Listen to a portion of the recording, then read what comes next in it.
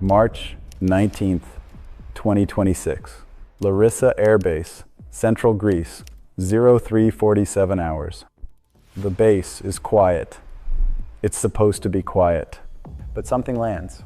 No call sign logged, no flight plan filed, no markings on the airframe. No one from the tower had clearance to know it was coming.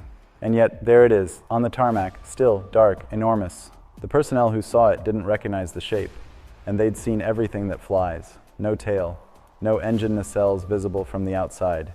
A wing, just a wing, like something out of a concept drawing that was never supposed to leave the page. One of them later described it simply, it didn't look real, but it was.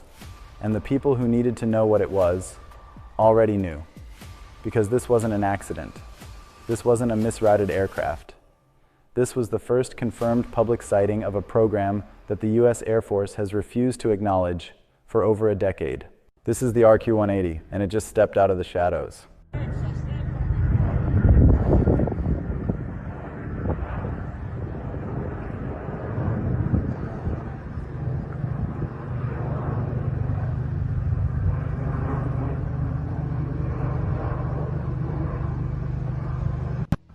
Let's talk about what was actually observed, because the details matter. Larissa Air Base is a Greek Hellenic Air Force installation located in Thessaly, roughly 350 kilometers north of Athens. It sits near the center of Greece, has a significant NATO presence, and has hosted American assets before. That's not unusual. What was unusual was this aircraft. Witnesses, ground crew, base personnel, and at least one individual with aviation photography equipment described an aircraft with a pure flying wing configuration. No vertical tail surfaces, no horizontal stabilizers. A smooth, continuous arc from wingtip to wingtip with a centerline body barely distinguishable from the wing itself. The wingspan was estimated at somewhere between 130 and 150 feet. To put that in context, that's larger than a Boeing 737. This is not a small surveillance drone. This is not something you mistake for a Predator or a Reaper. This thing has presence. The closest visual analog most aviation watchers reached for immediately was the B-2 Spirit stealth bomber. Same family of design, same philosophy. But the RQ-180 is not a bomber. It carries no weapons. Its mission is something more precise, and in many ways, more dangerous to adversaries. Because information is the weapon.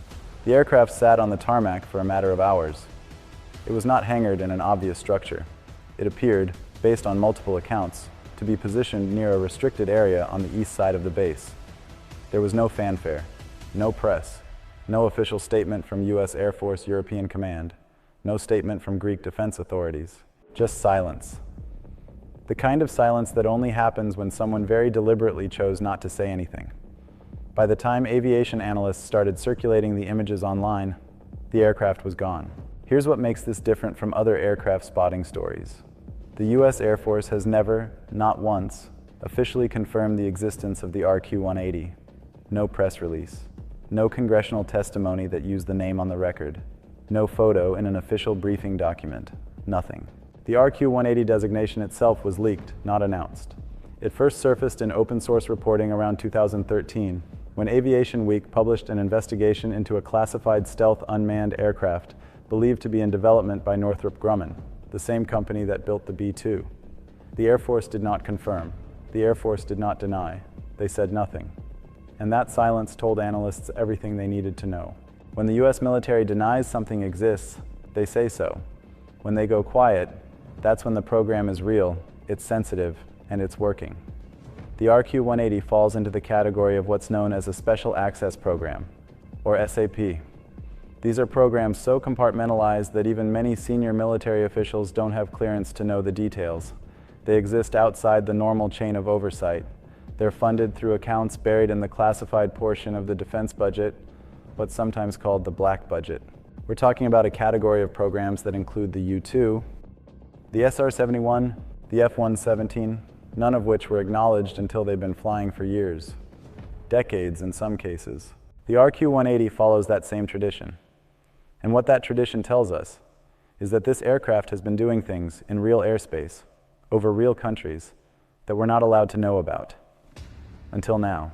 To understand why the RQ-180 exists, you have to understand what happened to the aircraft that came before it. For decades, American air power operated with a fundamental assumption: we could go where we needed to go. Our aircraft were faster, more capable, and supported by technology that our adversaries couldn't match. That assumption is no longer safe to make. The proliferation of advanced surface-to-air missile systems over the last 20 years has fundamentally changed the calculus of aerial reconnaissance. Russia's S-400 system, now deployed not just within Russian borders, but exported to Turkey, India, and others, has a detection and engagement range that exceeds 400 kilometers. Its radar can track objects with a radar cross-section of just 0.01 square meters. China's HQ-9 and its follow-on variants cover overlapping sectors across contested regions in the South China Sea and Taiwan Strait. Iran has layered air defense networks across its nuclear infrastructure. North Korea has integrated Russian-designed systems into hardened, redundant batteries. These aren't primitive systems anymore. These are networked, algorithm-assisted, electronically modernized kill chains designed specifically to target the kind of aircraft the United States has historically relied on. The Global Hawk, a large, high-altitude drone that has served as the Air Force's primary long-range reconnaissance platform, has a radar cross-section that makes it visible to advanced systems. It can still operate in permissive environments, but in a contested zone, it's a liability. Even manned aircraft face the same problem. An RC-135 rivet joint, the Air Force's premier signals intelligence aircraft, is the size of a 707. It can orbit at the edge of denied airspace and collect intelligence from standoff range. But getting closer, flying inside the threat envelope of a modern integrated air defense system, that's where people die. That's where aircraft get shot down and incidents become crises. The United States needed something that could go in, all the way in, and come back. When defense planners looked at that problem, the contested airspace problem, they didn't look for an incremental improvement. They went back to first principles. What you need, ultimately, is an aircraft that radar simply cannot find. The flying wing design isn't new. Northrop built flying wings in the 1940s. The concept was always theoretically attractive. Fewer edges, no tail, no vertical surfaces, meaning fewer angles that bounce radar energy back to a receiver. But translating that theory into a functional, stable, practical aircraft took decades of aeronautical engineering and computational power that simply didn't exist until recently.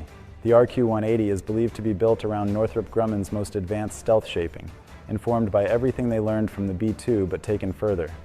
The outer mold line, the shape of the airframe itself, is optimized to deflect radar waves away from the source. The skin uses radar-absorbent material, layered and applied with tolerances measured in fractions of a millimeter. The internal structure is designed to eliminate the kind of internal resonances that can create secondary radar returns. Every inlet, every panel seam, every edge, considered. Engineered to disappear. It's believed to operate at altitudes above 60,000 feet. At that altitude, it's above the service ceiling of virtually every air defense interceptor in the world. Only a handful of surface-to-air missiles have any meaningful probability of engagement at that height, and only if they can detect the aircraft first, which they can't. The aircraft is unmanned. That's not just a cost decision, it's a physics decision. Without a pilot, you remove the life support systems, the ejection seat, the cockpit structure. You reduce weight. You can increase altitude capability, extend loiter time, and remove the biological limit that makes human pilots unsustainable at the performance margins you're chasing. It's also a political decision. An unmanned aircraft being detected or downed in hostile airspace is an incident. A manned aircraft being detected or downed is a crisis, potentially a trigger for escalation. No pilot means no prisoner. No prisoner means no leverage for an adversary. The RQ-180 is thought to have an unrefueled range that allows it to operate across vast distances from friendly territory. It can reach targets deep inside regions that other platforms can only observe from the margins, and it can do so invisibly. An aircraft that can go anywhere undetected is only as valuable as what it brings back. And what the RQ-180 is believed to bring back is extraordinary. The aircraft is understood to carry a suite of intelligence, surveillance, and reconnaissance sensors, ISR in military terminology, that falls into several broad categories. First, synthetic aperture radar, or SAR. This is ground mapping radar that can produce high-resolution imagery through clouds, through darkness, through almost any weather condition. Unlike optical cameras, SAR doesn't need light. It emits its own energy and maps what bounces back. At altitude, over a denied area, It can build a precise picture of activity on the ground below: vehicle movements, construction, the positioning of military equipment. Second, electro-optical and infrared sensors.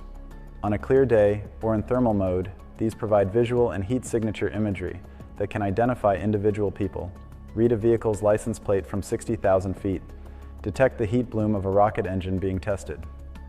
These systems have become so advanced that analysts can determine the operational status of a missile system just by observing temperature differentials in its components.